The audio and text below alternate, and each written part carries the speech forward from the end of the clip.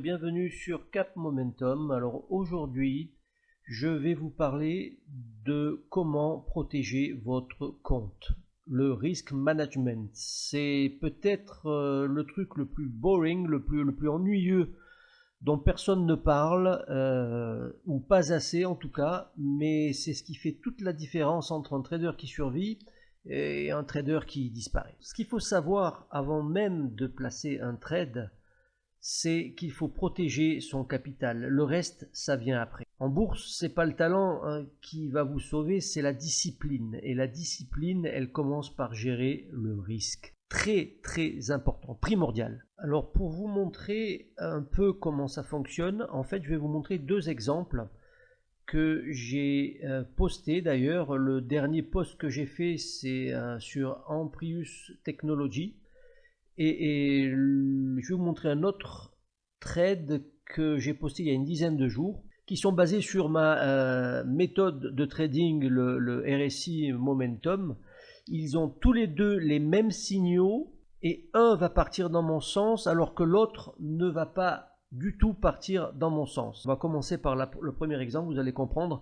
Ici, on a un signal d'entrée à ce niveau-là, d'accord, c'est ma dernière vidéo, d'accord. On rentre dans la zone de surachat et on vient passer le plus haut ici de 17 mars 2026.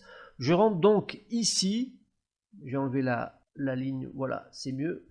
Je rentre donc ici à la ligne verte et la ligne rouge, c'est mon stop loss.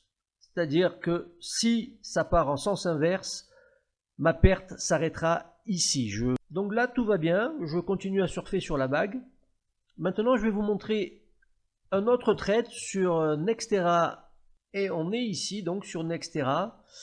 Et il y a à peu près une semaine, un peu plus de ça, j'étais rentré sur cette position ici, car le RSI rentrait en zone de surachat, qui est un bon signal d'achat pour moi. Et on passait ici, à ce niveau, je vais enlever la ligne, vous allez voir, à ce niveau-là, je suis rentré exactement ici, vraiment au plus haut, parce qu'on avait passé le plus haut de 24 février 2026. Donc vous voyez, les signaux, c'est les mêmes, sauf que là, qu'est-ce qu'on voit? Que ça ne va pas du tout dans le même sens, et on commence à redescendre, il y a un petit rebond, et puis on repart là, d'accord?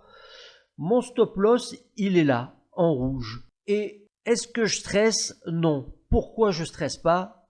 Parce que je vais calculer ma perte et qu'elle ne va pas du tout impacter mon portefeuille. Et que le plus important, c'est que je ne cherche pas à avoir raison, même si ma méthode, honnêtement, je suis dans le vrai à 70%, ce qui est énorme. Mais c'est pas ça que je cherche. Je cherche pas à avoir raison, je cherche à pas trop perdre. C'est ça le plus important. Les pros, s'ils durent, c'est ça. Ils risquent seulement 1 à 2% de leur capital total. Et on va prendre un exemple ici. On va dire qu'on a un capital de 10 000 euros. D'accord? On va perdre pas plus que 1 à 2%. D'accord? Qui va nous donner, on va dire, allez, on va prendre 2%. On va pas perdre plus que 200 euros sur 10 000. Et comment on va calculer ça? Sur cet exemple, je prends mon stop loss ici, au bas de ce mouvement ici. Mon entrée est à 96,10 euros. Mon stop loss est à 88,90. Ça nous donne une différence de 7,20$ ici, d'accord? Comment savoir le nombre d'actions en cas de perte qui pourrait ne me faire perdre que 1 à 2%? On va prendre 200 ici pour cet exemple. Et c'est très simple. On va diviser donc 200 par 7,20 pour trouver le nombre d'actions pour mon entrée qui est de 27 actions 77. On arrondit donc à 28. Voilà. Pour ce trade, on peut prendre 28 actions et si ça tourne mal, on ne perd que 2% sur cet exemple de notre capital. Voilà. Ça, c'est primordial et c'est à faire pour chaque entrée. parce que déjà, vous voyez là, le marché américain vient d'ouvrir. J'ai fait la vidéo ici, on était à 90,03 €, il vient d'ouvrir et boum, il y a un fort rebond. Et on n'est pas à l'abri d'un rebond et plus tard dans le temps d'avoir raison sur notre entrée. Le signal qu'on avait là va se reproduire peut-être ici par là et cette fois il va aller dans notre sens. Donc on ne perd que 1 à 2% si jamais il le touche. S'il ne le touche pas, il peut éventuellement ici naviguer et repartir à la hausse pour nous donner raison plus tard dans le temps. Vous voyez? Mais la morale de la vidéo, en fait, c'est qu'en bourse, c'est pas le talent qui va vous sauver. Il faut juste chercher à avoir les signaux qui peuvent nous donner les probabilités d'avoir raison.